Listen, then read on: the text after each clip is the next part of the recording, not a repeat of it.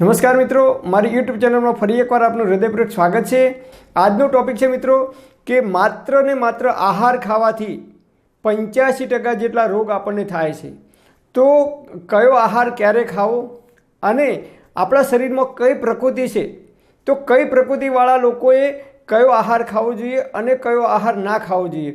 જો આટલી બેઝિક સમજણ આપણને પડી જાય તો આપણે જ્યાં સુધી જીવીએ ત્યાં સુધી આપણે તંદુરસ્ત અને નિરોગી રહી શકીએ છીએ એવું આયુર્વેદમાં જણાવેલું છે। તો આયુર્વેદ મુજબ આપણી પ્રકૃતિ કઈ છે એ કેવી રીતે આપણને ખ્યાલ આવે। પહેલાંના જમાનામાં જ્યારે માણસ બીમાર પડતો ત્યારે વૈદ પાસે લઈ જવામાં આવતો અને વૈદ નાડી પકડીને એના રોગનું નિદાન કરતા હતા કે એમને કફની પ્રકૃતિ છે, વાયુની પ્રકૃતિ છે કે પિત્તની પ્રકૃતિ છે અને એમની વિકૃતિ કઈ છે એ પ્રમાણે એમને દવા આપવામાં આવતી હતી। પહેલાંના જમાનામાં જેટલા પણ રોગ થતા એ તમામ પ્રકારના રોગો માત્ર ને માત્ર આયુર્વેદિક પદ્ધતિથી અને ઘરેલું ઉપચારથી દૂર કરવામાં આવતા હતા। કઈ પ્રકૃતિવાળા વ્યક્તિએ કયો ખોરાક ખાવો જોઈએ અને કયો ખોરાક ના ખાવો જોઈએ, ખોરાકની અંદર આપણે કઈ કઈ ભૂલો કરીએ છીએ એ આજે આપણે આ વિડીયોની અંદર ચર્ચા કરીએ અને સમજવાનો પ્રયત્ન કરીએ। સમગ્ર વિશ્વની અંદર ભારત હોય, કેનેડા હોય, ઓસ્ટ્રેલિયા હોય, અમેરિકા હોય, કોઈ પણ દેશ હોય, સમગ્ર વિશ્વની અંદર જેટલા પણ માનવ છે એ બધા જ માણસોના શરીરની રચના વાત, પિત્ત અને કફ આ ત્રણેય તત્વોથી ઈશ્વરે બનાવેલી છે। આ ત્રણનું જ્યારે બેલેન્સ બગડે છે ત્યારે જ આપણા શરીરની અંદર રોગ ઉત્પન્ન થાય છે, ત્યારે જ આપણને બીમારી થાય છે। તો આ ત્રણેય તત્વોનું બેલેન્સ કેવી રીતે રાખવું, વાત પ્રકૃતિ છે તો એવા લોકોએ કયા ખોરાક ખાવા અને કયા ખોરાક ના ખાવા જોઈએ જિંદગી જીવે ત્યાં સુધી। પિત્ત પ્રકૃતિ છે તો એવા લોકોએ કયા ખોરાક ખાવા જોઈએ અને કયા ખોરાક ના ખાવા જોઈએ। કફ પ્રકૃતિ છે તો આપણને કેવી રીતે ખબર પડે કે આપણી કફ પ્રકૃતિ છે અને કફ પ્રકૃતિવાળા વ્યક્તિએ કેવા ખોરાક ખાવા જોઈએ અને કેવા ખોરાક ના ખાવા જોઈએ જીવે ત્યાં સુધી, તો એ પણ આપણને સમજણ હોવી જોઈએ। આમ આપણે જોઈએ તો આપણું શરીર છે એ પંચ મહાભૂતોનું બનેલું છે। ઉપર આકાશ, નીચે પૃથ્વી અને વચ્ચે ત્રણ તત્વો છે। એક છે હવા, જેને આયુર્વેદની અંદર વાયુ કહેવામાં આવે છે।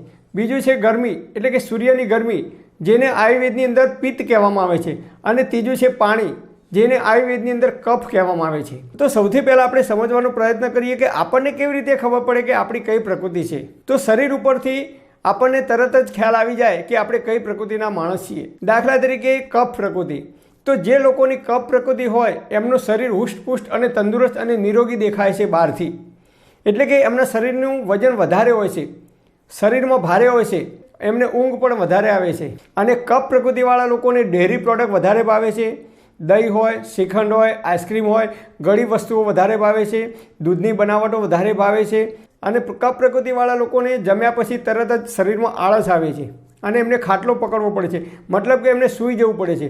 એના કારણે એમના શરીરની અંદર ધીમે ધીમે વજન વધવા લાગે છે। એ ભલે થોડુંક જ ખાય છે છતાં એમના શરીરનું વજન ધીમે ધીમે વધવા લાગે છે। હવે જોઈએ પિત્ત પ્રકૃતિ, તો જે લોકોના શરીરની પિત્ત પ્રકૃતિ હોય એવા લોકોને વારંવાર પેટમાં બળતરા થાય છે, એસિડિટી થાય છે, આંખોમાં બળતરા થાય છે, પેશાબમાં બળતરા થાય છે, માઇગ્રેનનો પ્રોબ્લેમ થાય છે, માથું દુખવું, ચક્કર આવવા, આંખે અંધારા આવવા, આવી બધી એમને તકલીફો થાય છે। ફરસાણ ખાય છે, મસાલેદાર ખોરાક ખાય છે કે તીખા અને તળેલા પદાર્થો ખાય છે કે આથાવાળા ખોરાક એટલે કે ખમણ હોય, ઢોકળા હોય, એવા આથાવાળા પદાર્થો જ્યારે પણ ખાય છે ત્યારે એમના શરીરની અંદર પિત્ત વધે છે। હવે જોઈએ તો વાત એટલે કે વાયુની પ્રકૃતિ હોય તો એવા લોકો એમની જે હાઇટ હોય, ઓવર હાઇટ હોય એટલે કે વધારે હાઇટવાળા હોય અથવા એ લોકો હાઇટમાં એકદમ નીચા હોય, એમના શરીરની જે પ્રકૃતિ છે એ બેલેન્સમાં હોતી નથી। તો જે લોકોને વાયુની પ્રકૃતિ હોય છે એમને વારંવાર ગેસ થઈ જાય છે, પેટમાં અપચો થાય છે અને કબજિયાતનો પ્રોબ્લેમ થાય છે। કેમ થાય છે? તો વાયુ છે એ જે કંઈ ખોરાક લઈએ છીએ એ ખોરાકને વાયુ સૂકવી નાખે છે।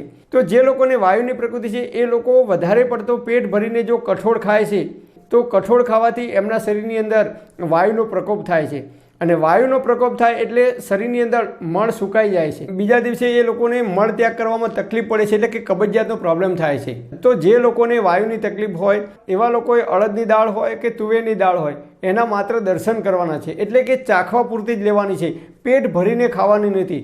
હા, તમે મગની દાળ ખાવી હોય તો પેટ ભરીને ખાઈ શકો છો। અને એવા લોકોએ જે કંઈ કઠોળ છે એ તમામ પ્રકારના કઠોળ છે એ આયુર્વેદ મુજબ વાત એટલે કે વાયુનો પ્રકોપ કરનારા છે। અને કાજુ, બદામ, પિસ્તા, અખરોટ આ પણ તમારે ખાવાના નથી। આ બધી વસ્તુઓ તમારે ખાવી હોય તો રાત્રે પાણીમાં પલાળી દેવાની અને સવારે ઉઠી અને એક મુઠ્ઠીની અંદર જેટલી આવે એટલી જ ખાવાની, અને એ પણ બરાબર ચાવીને ખાવાની, અને બપોર પછી કે રાત્રે ખાવાની નહીં તો તમને વાયુની પ્રકૃતિવાળા લોકોને પેટમાં વાયુ થશે ને વાયુ થશે તો 80થી પણ વધારે પ્રકારની બીમારીઓ શરીરની અંદર થઈ શકે છે. અને લીલી પાંદડાવાળી ભાજી છે એ ભાજી પણ એ લોકોએ મર્યાદામાં ખાવી જોઈએ, નહીં તો વાયુનો પ્રકોપ થાય છે શરીરની અંદર.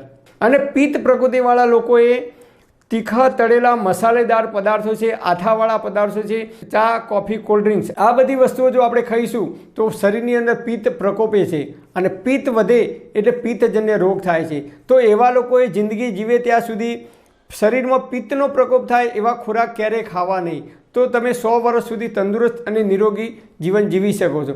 હવે જોઈએ કફ પ્રકૃતિવાળા લોકો. તો કફ પ્રકૃતિવાળા લોકોએ ડેરી પ્રોડક્ટ, દૂધની આઇટમો અને ગળ્યા પદાર્થો એ જિંદગીમાં જીવો ત્યાં સુધી તમારે માત્ર ચાખવાની છે, પેટ ભરીને ખાવાની નથી, નહીં તો તમને કફ થશે ને થશે. તો જે લોકોની કફ પ્રકૃતિ છે એવા લોકોને લોબા ગાળે જો આ બધી વસ્તુઓનું સેવન ચાલુ રાખશે, ડેરી પ્રોડક્ટ અને દૂધની બનાવટો, તો એમને હાર્ટનો પ્રોબ્લેમ થઈ શકે છે, નળીઓ બ્લોક થઈ શકે છે, કોલેસ્ટ્રોલનો પ્રોબ્લેમ પણ થઈ શકે છે. તો એવા લોકોએ આ વસ્તુઓ એવોઇડ કરવી.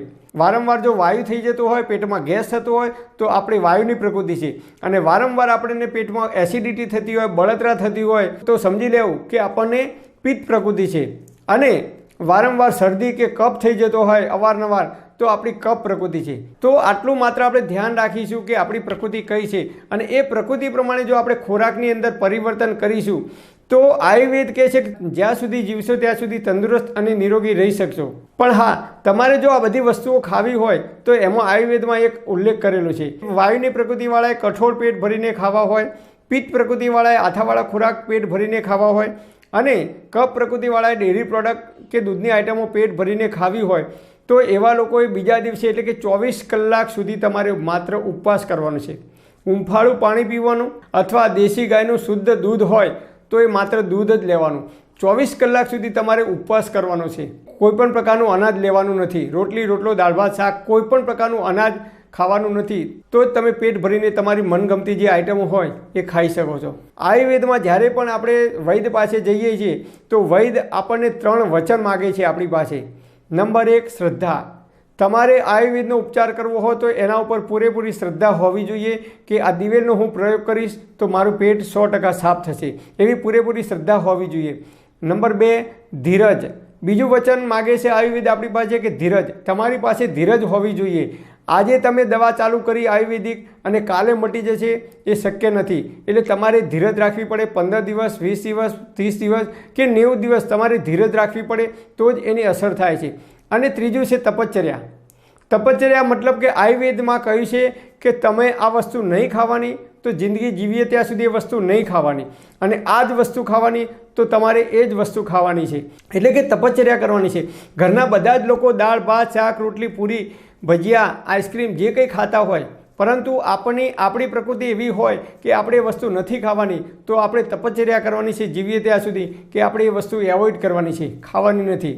આ રીતે આપણે આયુર્વેદને ફોલો કરીશું તો જ્યાં સુધી જીવીશું ત્યાં સુધી તંદુરસ્ત અને નિરોગી રહી શકીશું.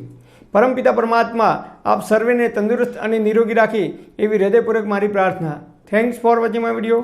Thank you.